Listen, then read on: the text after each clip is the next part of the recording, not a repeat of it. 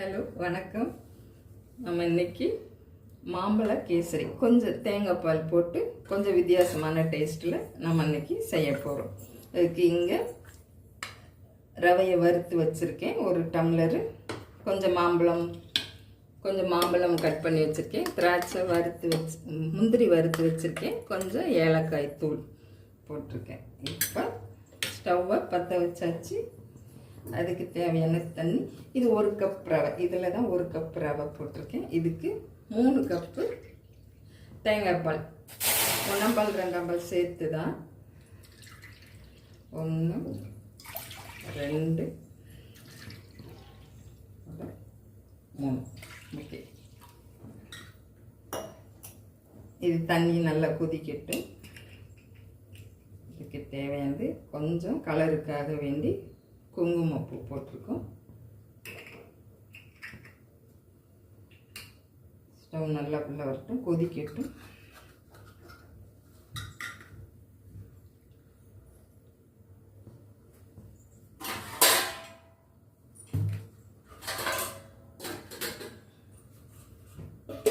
தட்டு போட்டு மூடி வச்சிடலாம்.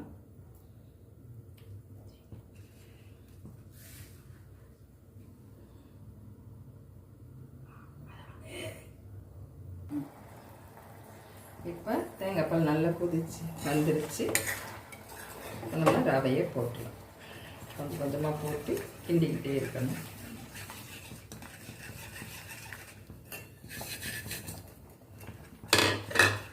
அடுப்பு சிம்மில் வச்சுக்கோங்க.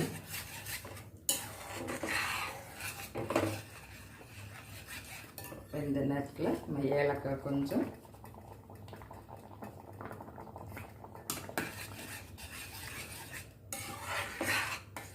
ரவை நல்லா கொதிக்கு. இந்த தண்ணியிலே நல்லா வேக வைக்கும்.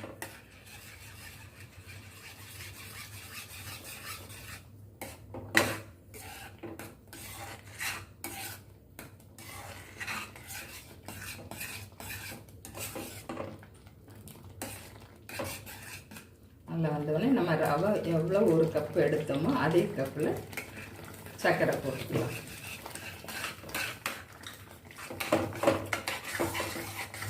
ஒன்றரை கூட போடலாம்.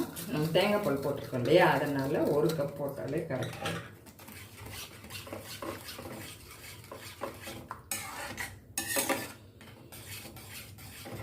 இப்போ நம்ம கட் பண்ணி வச்சல மாம்பழம்